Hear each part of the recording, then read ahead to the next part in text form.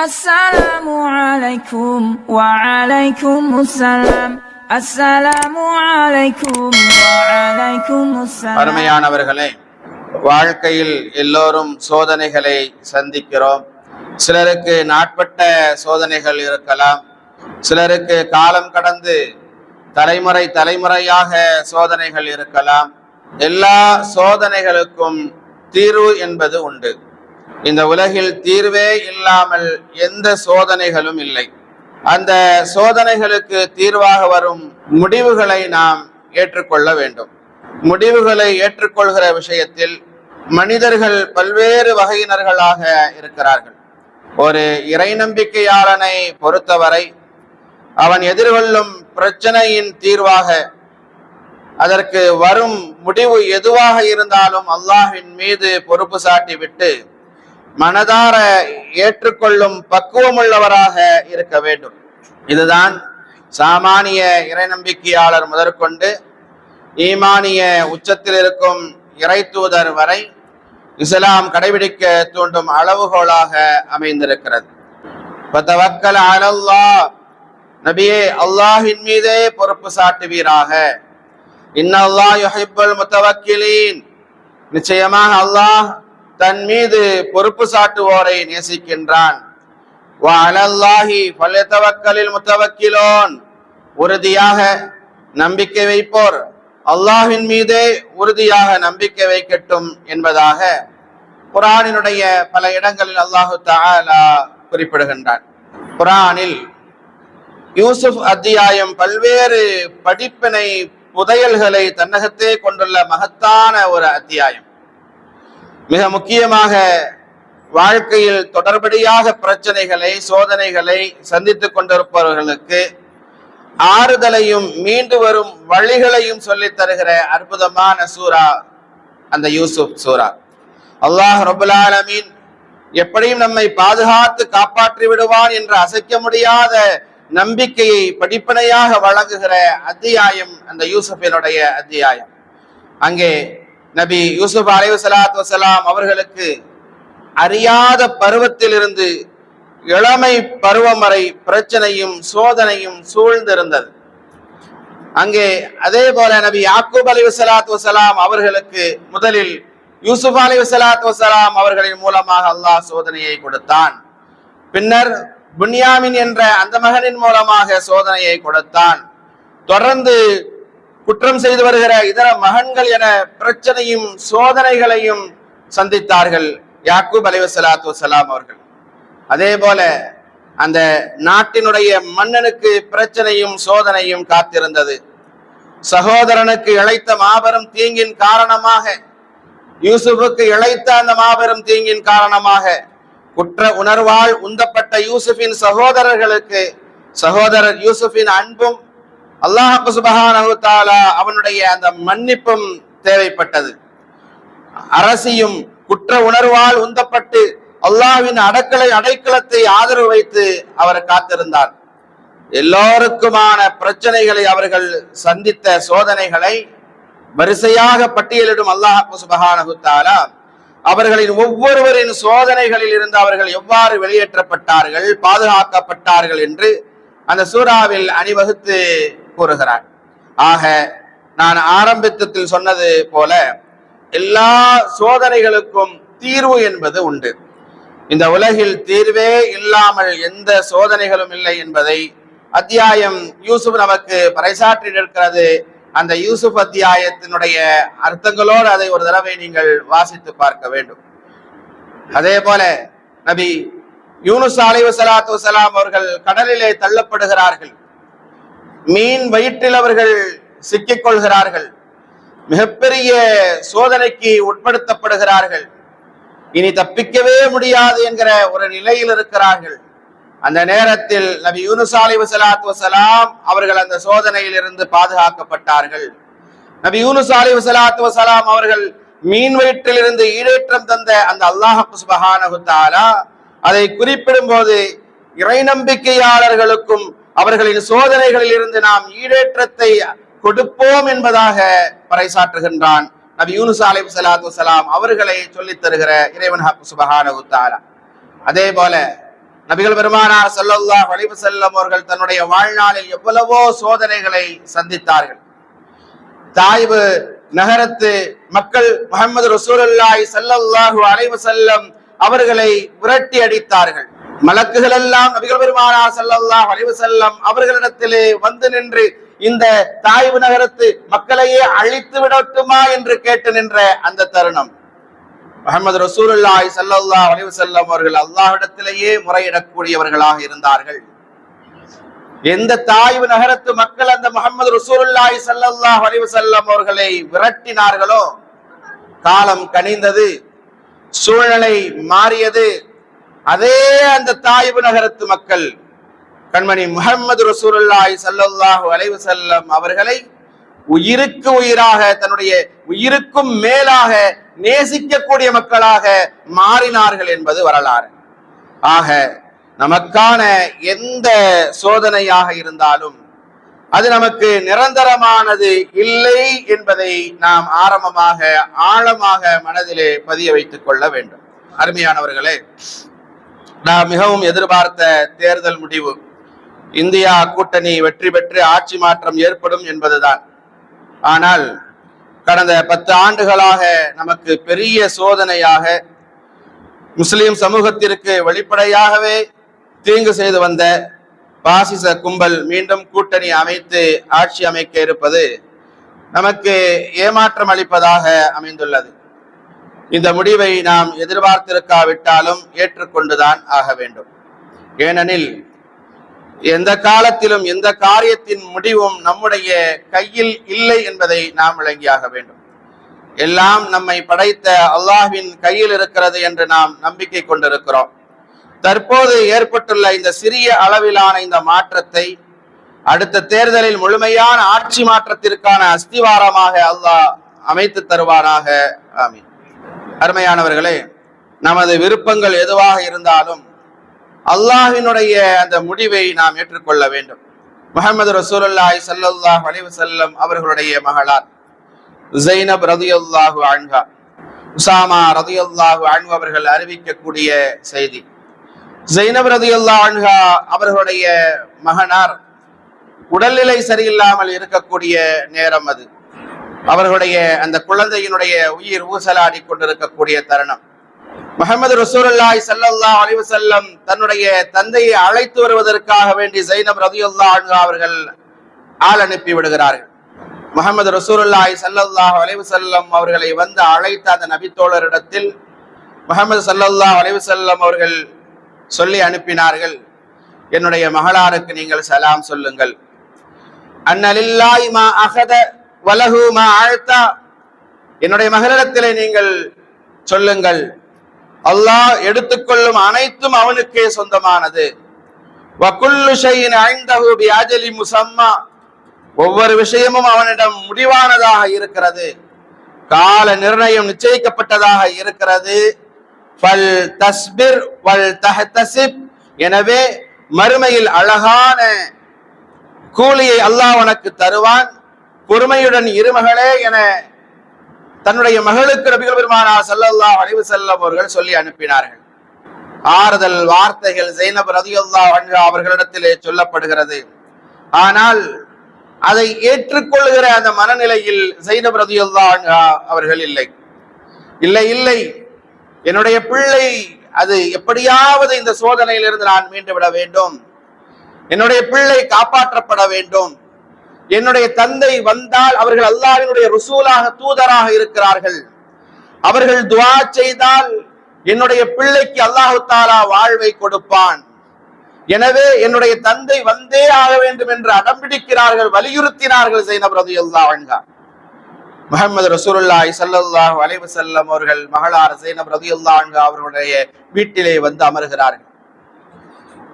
முஹம்மது ஸல்லல்லாஹு அலைஹி வஸல்லம் அவர்களுடைய கைகளில் பேர குழந்தை கொடுக்கப்படுகிறது. முஹம்மது ஸல்லல்லாஹு அலைஹி வஸல்லம் அவர்கள் கையிலே வாங்கியவர்கள் தன்னுடைய மார்போடு அந்த குழந்தையை கட்டி அணைத்து வைத்துக் கொள்கிறார். முஹம்மது ஸல்லல்லாஹு அலைஹி வஸல்லம் அவர்களுடைய கைகளில் இருக்கக்கூடிய அந்த குழந்தையினுடைய உயிர் ஊசலாடி கொண்டிருக்கிறது. இந்த தருணத்தில் கடைசி வாழ்க்கையினுடைய கடைசி தருணத்தில் அந்த குழந்தை இருப்பதை அறிந்த முஹம்மது ஸல்லல்லாஹு அலைஹி வஸல்லம் அவர்கள் கண்ணீர் விட்டு மளமளவென்று அழ ஆரம்பித்து விடுகிறார்கள். தேம்பி தேம்பி அழுகிறார்கள். முஹம்மது ஸல்லல்லாஹு அலைஹி வஸல்லம் அவர்கள் அழுவதை பார்த்த சஅத் இப்னு உபாதா ரலியல்லாஹு அன்ஹு அவர்கள் கேட்கிறார்கள், நபியே நாயகமே, நீங்களா இப்படி அழுகிறீர்கள்?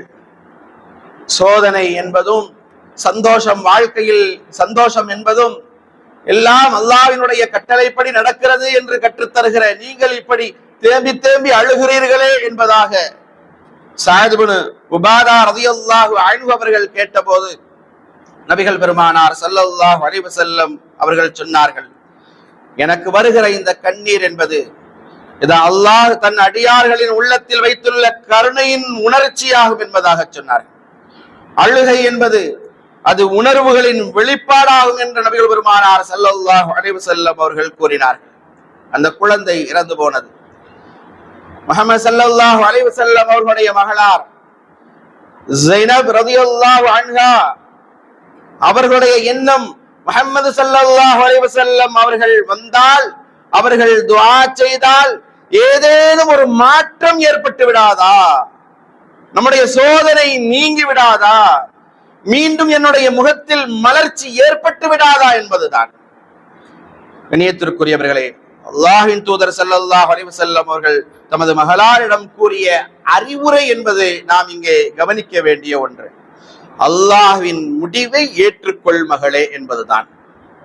அல்லாஹ்வினுடைய முடிவு எதுவாக இருக்கிறதோ அதை நீ ஏற்றுக்கொள்ள வேண்டும் என்பதுதான் நபிகள் பெருமானார் ஸல்லல்லாஹு அலைஹி வஸல்லம் அவர்கள் தன்னுடைய மகளாருக்கு சொன்னது. அது நாம் இங்கே கவனிக்க வேண்டிய செய்தி. அல்லாஹ்வின் நியதி என்னவென்றால், அவன் நாடியவர்களுக்கு ஆட்சியை கொடுப்பான், அவன் நாடியவர்களிடமிருந்து ஆட்சியை பறிப்பான். வெற்றி தோல்வியை கொடுப்பது என்பது அது அல்லாஹ்வினுடைய புறத்தில் இருக்கிறது. நபிகள் பெருமானார் ஸல்லல்லாஹு அலைஹி வஸல்லம் அவர்களிடத்திலே அதுபா என்கிற ஒரு ஒட்டகம் இருந்தது. அதிவேகமாக விரைவாக செல்லக்கூடிய ஒட்டகம். அது எந்த ஒரு பந்தயத்தில் அந்த ஒட்டகம் கலந்து கொண்டாலும் அந்த ஒட்டகம் தான் ஜெயிக்கும் என்கிற ரீதியில் இருக்கிற ஒரு ஒட்டகம் அந்த அதுபாவினுடைய ஒட்டகம். ஒரு கிராமத்தில் இருந்து ஒரு கிராமவாசி ஒரு 6 வயதுடைய ஒட்டகத்தை கொண்டு வந்தார். ஒரு தடவை நபிகள் பெருமானார் ஸல்லல்லாஹு அலைஹி வஸல்லம் அவர்களுடைய அந்த அதுபா என்கிற அந்த ஒட்டகத்திற்கும் அந்த 6 வயதுடைய கிராமத்தில் இருந்து வந்திருக்கிற அந்த ஒட்டகத்திற்கும் பந்தயம் வைக்கப்பட்டது. அந்த பந்தயத்தில் என்ன நடந்தது தெரியுமா? நபிகள் பெருமானார் ஸல்லல்லாஹு அலைஹி வஸல்லம் அவர்களுடைய அந்த அதுபா என்கிற அந்த ஒட்டகம் தோல்வியுற்றது. அந்த கிராமத்தில் இருந்து வந்த அந்த ஒட்டகம் அந்த பந்தயத்தில் ஜெயித்து விட்டது. முஸ்லிம்களால் அந்த தோல்வியை தாங்கிக் கொள்ள முடியவில்லை. முஹம்மது ஸல்லல்லாஹு அலைஹி வஸல்லம் அவர்களுடைய அதுபா ஒட்டகம் அது தோற்றுவிட்டதே, இந்த கிராமவாசியினுடைய ஒட்டகம் அது ஜெயித்து விட்டதே என்று மிகவும் கவலையுற்றவர்களாக அந்த முஃமின்கள் முஸ்லிம்கள் எல்லாம் நின்று கொண்டிருந்த போது, வேதனையோடு நிற்கிற போது நபிகள் பெருமானார் ஸல்லல்லாஹு அலைஹி வஸல்லம் அவர்கள் சொன்னார்கள், ஹக்குன் அலல்லாஹி அல்லா யர்தஃபியா ஷையுன் மினத் துன்யா இல்லா வலஹு. உலகில் உயர்ந்து விடுகிற பொருள் எதுவாக இருந்தாலும் அப்படி உயர்வாகவே இருக்கும் என்பதல்ல. உலகில் உயர்ந்து விடுகிற பொருள் எதுவாக இருந்தாலும் ஒரு நாள் அதை கீழே கொண்டு வருவதே அல்லாஹ்வின் நியதியாகும் என்பதாக நபிகள் பெருமானார் ஸல்லல்லாஹு அலைஹி வஸல்லம் அவர்கள் சொன்ன செய்தி புகாரியிலே இடம்பெற்றிருக்கிறது. ரசூலுல்லாஹி ஸல்லல்லாஹு அலைஹி வஸல்லம் அவர்களுடைய ஒட்டகம் அது தோற்று போய்விட்டதே என்று அங்கலாய்த்துக் கொண்ட தம் தோழர்களிடம் மாநபி ஸல்லல்லாஹு அலைஹி வஸல்லம் அவர்கள் கூறிய அந்த அறிவுரை என்பது அது மிகவும் நாம் கவனிக்க வேண்டிய ஒன்றாக அமைந்திருக்கிறது. யூனுஸ் அலைஹிஸ்ஸலாத்து வஸலாம் அவர்கள் மீன் வயிற்றில் சிக்கினார்கள். அந்த நேரத்தில் அதிகமாக அல்லாஹ்விடத்தில் பிரார்த்தனை செய்தார்கள். இந்த நேரத்தில் இந்த சமயத்தில் நம்மை பாதுகாப்பதற்கு அல்லாஹ்வை தவிர வேறு எவராலும் முடியாது என்பதை உணர்ந்து கொண்ட நபி யூனுஸ் அலைஹிஸ்ஸலாத்து வஸலாம் அவர்கள் துஆ செய்தார்கள். அல்லாஹ்விடத்திலே திக்ர் செய்து கொண்டே இருந்தார்கள். லா இலாஹ இல்லா அன்த சுப்ஹானக இன்னி குன்து மினல் ஸாலிமீன். லா இலாஹ இல்லா அன்த சுப்ஹானக இன்னி குன்து மினல் ஸாலிமீன். லா இலாஹ இல்லா அன்த சுப்ஹானக இன்னி குன்து மினல் ஸாலிமீன். துஆ திக்ர் செய்து கொண்டே இருந்தார்கள், தஸ்பீஹ் செய்து கொண்டே இருந்தார்கள். அதன் பலனாக நபி யூனுஸ் அலைஹிஸ்ஸலாத்து வஸலாம் அவர்களை அந்த சோதனையிலிருந்து, அவர்களுக்கு ஏற்பட்ட அந்த சோதனையிலிருந்து அல்லாஹு தாலா பாதுகாத்தான். நபி யூனுஸ் அலைஹிஸ்ஸலாத்து வஸலாம் அவர்களை பாதுகாத்த அந்த அல்லாஹ் சுப்ஹானஹு வ தஆலா நம்மை கைவிட்டு விட்டானா?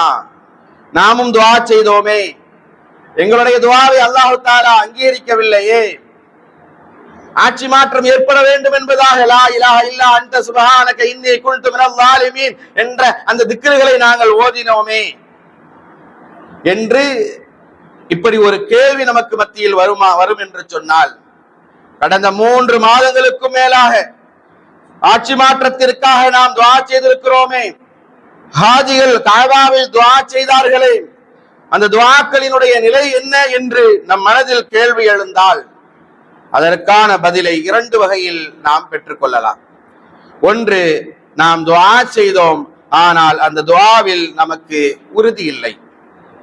ஏனென்றால் நம்மில் பெரும்பாலான மக்கள் அவர்கள் பேசிக் கொண்டிருந்த உள்ளத்தில் இருந்த வார்த்தைகள் என்ன தெரியுமா? இவிஎம்மில் அவங்க மோசடி செஞ்சு எப்படியாவது வந்துருவாங்க, அவங்க பெரும்பான்மையா இருக்கிறாங்க, அவங்க சூழ்ச்சிக்காரர்களா இருக்கிறாங்க, நாம என்னத்தை சொல்லி என்னத்தை பேசி எதுக்கு, இவ்வளவு கூட்டணி சேர்ந்து எதுக்கு, எப்படி அவன் அடிச்சு வந்துருவான்பா, அடுத்த அவன் தான்.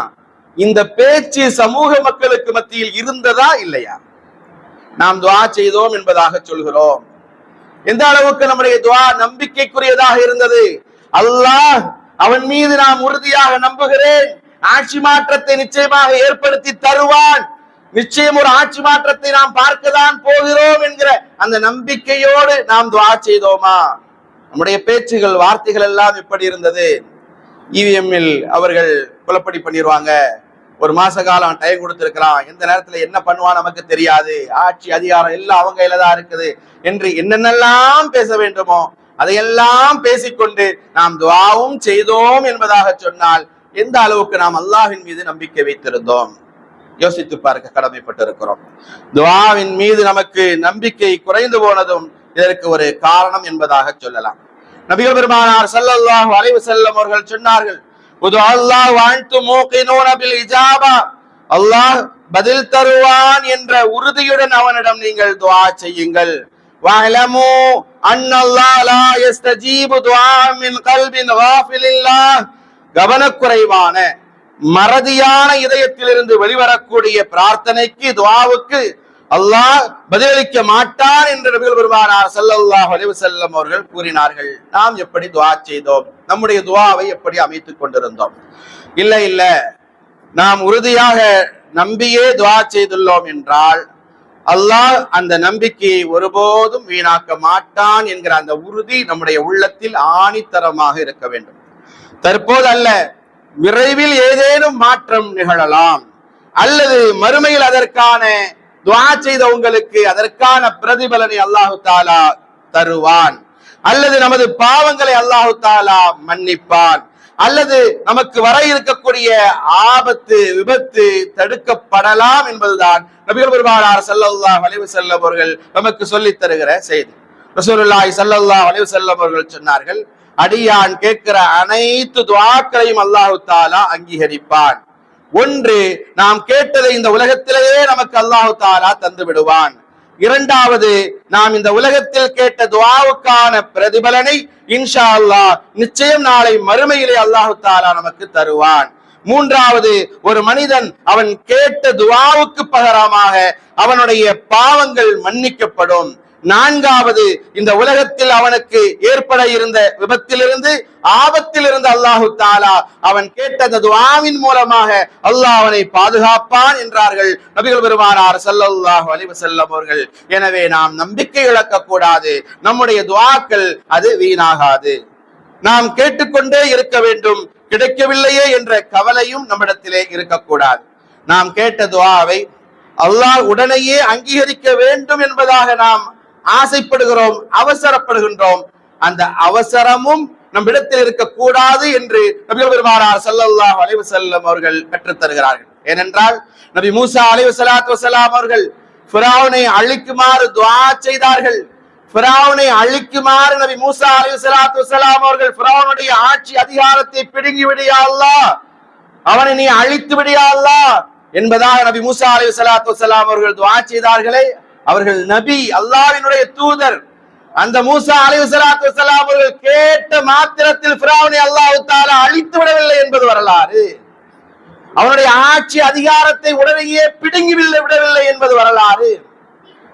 மூசா அலைஹிஸ்ஸலாத்து வஸ்ஸலாம் அவர்கள் துஆ செய்து ஃபிரௌனை அழித்து விடு ரஹ்மானே, அவனுடைய ஆட்சி அதிகாரத்தை பிடுங்கி விடு ரஹ்மானே என்பதாக நபி மூசா அலைஹிஸ்ஸலாத்து வஸ்ஸலாம் அவர்கள் துஆ செய்து எவ்வளவு காலத்திற்கு பிறகு அவன் அழிக்கப்பட்டான் தெரியுமா?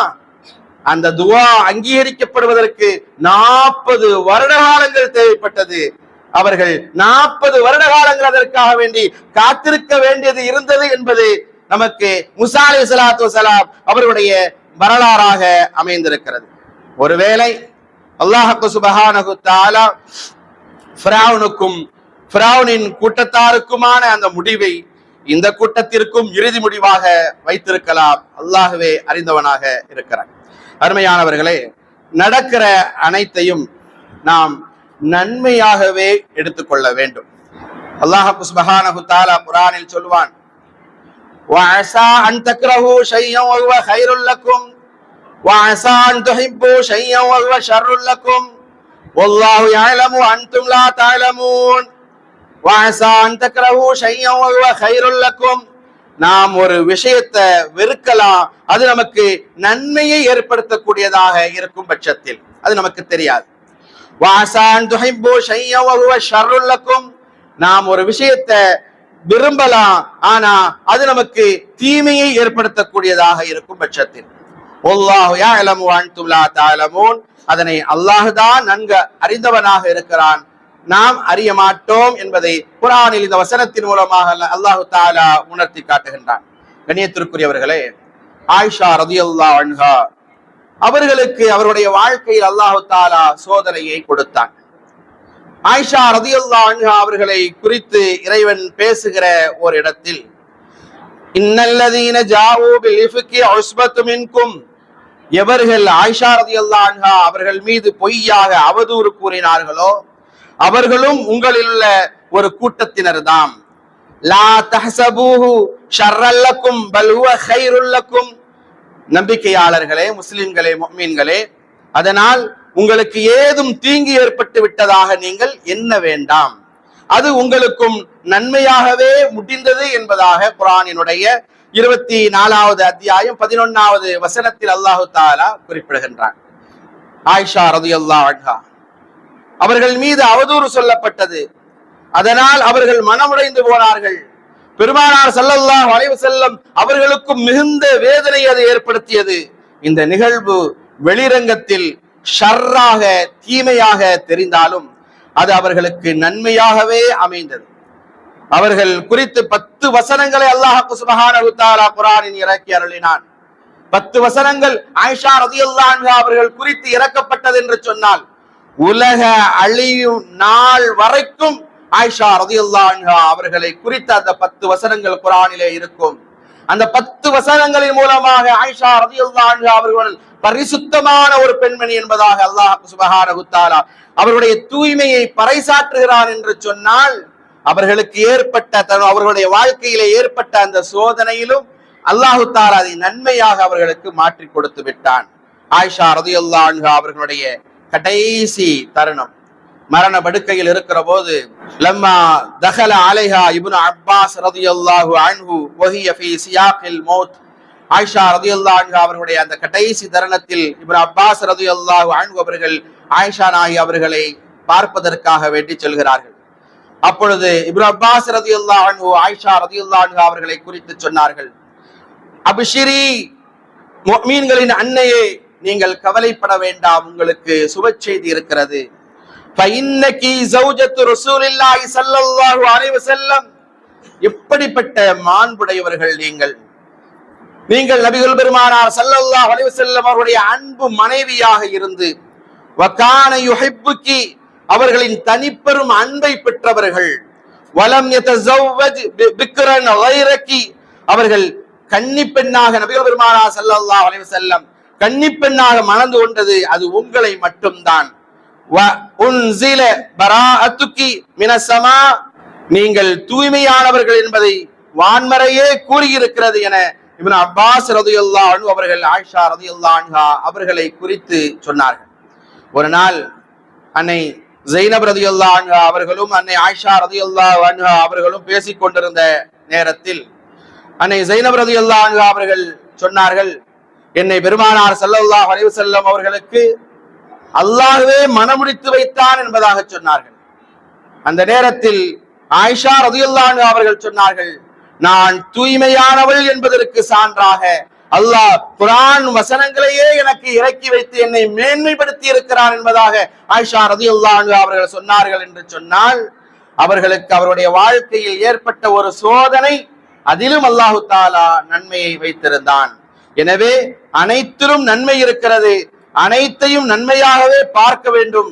அதுவே ஒரு பரிபூர்ண இறை நம்பிக்கையாளனின் பார்வையாக இருக்க வேண்டும் என்பதை நாம் உணர்ந்து கொள்ள வேண்டும். நடந்து முடிந்த தேர்தலை நாம் எப்படி எடுத்துக்கொள்ள வேண்டும் என்றால், பாம்பை பிடிக்க முடியாவிட்டாலும் பாம்பின் பல்லை பிடுங்கிவிட்டோம் என்று சந்தோஷப்பட வேண்டும். இதற்கு மேல் விளக்கம் உங்களுக்கு தேவையில்லை. என்னை விட அரசியலை நீங்கள் அதிகமாகவே தெரிந்து வைத்திருக்கிறீர்கள். ஒரு கம்ப்யூட்டர் நிறுவனத்தில் தரை துடைக்கக்கூடிய வேலைக்கு ஒருவன் விண்ணப்பித்திருந்தான். தரை துடைத்து காட்ட சொன்னார்கள், நன்றாக துடைத்தான்.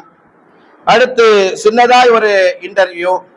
அதற்கு பிறகு கடைசியில அவனிடத்துல, உன்னை வேலைக்கு சேர்த்திருக்கிறதம்பா, தகவல் சொல்லுவதற்காக வேண்டி உன்னுடைய இமெயில் அட்ரஸை கொடு என்பதாக கேட்ட பொழுது, அவன் தடை உடைப்பதற்காக வந்திருக்கக்கூடியவன், கம்ப்யூட்டர் ஆபீஸ் அது. அவன் சொன்னா, எனக்கு இமெயில்லாம் எதுவும் இல்லைங்க என்பதாக சொன்ன போது, கம்ப்யூட்டர் அலுவலகத்தில் வேலை பார்க்க வேண்டும் என்கிற ஆசை உனக்கு இருக்கிறது, ஆனா இமெயில் இல்லாம இருக்கிறியப்பா, உனக்கு வேலை தர முடியாது என்பதாக அவர்கள் சொல்லிவிட்டார்கள். என்னடா பண்றது, நம்முடைய வயிற்றுப்பாட்டை பார்க்கணுமேன்னு சொல்லி வெளியே வந்தானா. வந்த உடனே அவன் கையில ஒரு $10 இருந்தது. அதுக்கு அவன் கொஞ்சம் பல்லாரி காய்கறிகளை வாங்கி பக்கத்தில் இருக்கக்கூடிய அடுக்குமாடி குடியிருப்புகளில் விற்பனை செய்ய ஆரம்பித்தான். அது வித்து போனது, மறுபடியும் வாங்கினான், மறுபடியும் அந்த பல்லாரிகளை வாங்கினான், விற்க ஆரம்பித்தான், மறுபடியும் பல்லாரிகளை வாங்கினான், விற்க ஆரம்பித்தான். ஒரு காலகட்டத்தில், ஒரு வருடத்தில் அவன் மிகப்பெரிய பல்லாரி கடைகளுக்கே அதிபதியாக மாறி போனான். இப்போ அவன்கிட்ட நிறைய பணம் இருக்குது. அவனுடைய பணத்தை வங்கியில் பேங்க்ல போடுறதுக்காக வேண்டி வங்கி ஊழியர் ஒருவர் வருகிறார். உங்கள்கிட்ட ஒரு அக்கௌண்ட் உங்களுக்கு திறக்க வேண்டியது இருக்குது, அதனால நீங்க உங்களுடைய அட்ரஸ் எல்லாம் சொல்லுங்கன்னு கேட்டு, உங்களுடைய இமெயில் அட்ரஸ் தாங்க என்று கேட்கிற போது, அந்த பல்லாரி வியாபாரி சொன்னார், என்னிடத்துல இமெயில்லாம் எனக்கு தெரியாது, இன்டர்நெட்லாம் எனக்கு தெரியாது என்பதாக சொன்னார். இப்போ அந்த வங்கி ஊழியர் கேட்கிறார், இப்ப இமெயில் தெரியாது, இன்டர்நெட் தெரியாது என்பதாக இந்த காலத்துல நீ சொல்றியே, இமெயில் தெரியாமலேயே, இன்டர்நெட் தெரியாமலேயே இவ்வளவு மிகப்பெரிய தொழிலதிபராக நீ மாறி இருக்கிறாயே, ஒரு பல்லாரி மண்டிக்கே நீ ஓனராக ஆகிவிட்டாயே, உனக்கு இமெயில் இன்டர்நெட் மட்டும் தெரிஞ்சிருந்தா என்று அந்த வங்கி ஊழியர் கேட்டபோது, அந்த பல்லாரி வியாபாரி சொன்னாராம், எனக்கு இமெயில் தெரிந்திருந்தால் நான் இப்பொழுதும் அந்த கம்ப்யூட்டர் ஆபீஸில் தரைதான் துடைத்துக் கொண்டிருந்திருப்பேன் என்பதாக. அவருக்கு அந்த இமெயில் அட்ரஸ் இல்லைங்கிறதுனால அன்னைக்கு அந்த வேலையில் இருந்து அவர் தூக்கப்பட்டார். அந்த நேரத்தில் அது அவருக்கு நன்மையாக இல்லாமல் தீமையாக தெரிந்தாலும், இன்றைக்கு அதிலிருந்து அவர் வெளியே அவர் வியாபாரம் பார்த்ததினுடைய விளைவு அதுவே அவருக்கு நன்மையாக அமைந்து விட்டது. மிகப்பெரிய தொழிலதிபராக, ஒரு பல்லாரி மண்டியினுடைய ஓனராக அவர் திகழ்ந்தார் என்று சொன்னால், நமக்கு ஏற்படக்கூடிய சோதனைகள் எதுவாக இருந்தாலும் அதை நன்மை என்பதாகவே நாம் பார்க்க வேண்டும் என்பதை நாம் கவனத்தில் வைக்க வேண்டும். கண்ணியத்திற்குரியவர்களை, அனைத்திலும் நன்மை இருக்கிறது என்ற அடிப்படையை நாம் புரிந்து கொள்ள வேண்டும். இந்த தேர்தல் முடிவையும் நன்மையாகவே நாம் பார்க்க வேண்டும். தேர்தலின் இந்த முடிவை அல்லாஹ் நமக்கும் நாட்டு மக்கள் அனைவருக்கும் நலவானதாக ஆக்கி தருவானாக. எனவே அல்லாஹ் வழங்கும் முடிவுகளையே பொருந்திக் கொள்வோம், அனைத்துமே நன்மை என ஏற்றுக்கொள்வோம். அல்லாஹ்விடத்தில் நாம் தொடர்ந்து பிரார்த்தனை செய்து வருவோம். அல்லாஹ் நமக்கு அவனே போதுமானவனாக இருக்கிறான். அல்லாஹ் நமக்கு குர்ஆனில் ஒரு அழகான துஆவை கற்றுத் தருவான். ரப்பனா லா துஆஹிதுனா இன் நஸீனா வ அக்தஅனா. யா அல்லாஹ், நாங்கள் மறந்து போயிருந்தாலும் அல்லது நாங்கள் தவறு செய்திருந்தாலும் எங்களை அதற்காக குற்றம் பிடித்து விடாதே ரஹ்மானே. ரப்பனா வலா தஹ்மில் அலைனா ஸப்ரன் கமா ஹமல்தஹு அலல்லதீன மின் கப்லினா யா அல்லாஹ் எங்களுக்கு முன் சென்றோர் மீது சுமத்திய அந்த சுமையை போன்று எங்கள் மீது நீ சுமையை சுமத்தி விடாதே ரஹ்மானே. ரப்பனா வலா துஹம்மில்னா மா லா தாகத லனா பிஹி. யா அல்லாஹ் எங்கள் சக்திக்கு அப்பாற்பட்ட எங்களால் தாங்க முடியாத வேதனையை சுமையை எங்கள் மீது சுமத்தி விடாதே ரஹ்மானே. வஅஃபு அன்னா எங்கள் பாவங்களை நீக்கி பொறுத்து அருள்வாயாக. வக்ஃபிர் லனா எங்களை மன்னித்தருள்வாயாக. வர்ஹம்னா எங்கள் மீது இரக்கம் காட்டுவாயாக. அன்த மௌலானா நீயே எங்களின் பாதுகாவலனாக இருக்கிறாய். ஃபன்சுர்னா அலல் கௌமில் காஃபிரீன் காஃபிரான கூட்டத்தாரின் மீது நாங்கள் வெற்றியடைய எங்களுக்கு உதவி செய்தருள்வாயாக என்பதாக அல்லாஹ் அழகிய பிரார்த்தனை நமக்கு கற்றுத் தருகிறான். அதை அதிகமாக அல்லாஹ்விடத்திலே கேட்டு பெறுகிற மக்களாக அல்லாஹ் நம்மை தேர்ந்தெடுத்துக் கொள்வாராக. ஆமீன். வாஹிர் தஅவானா அனில் ஹம்துலில்லாஹி ரப்பில் ஆலமீன். எங்களின் பாவம் நீங்கிடச் செய்வாயே.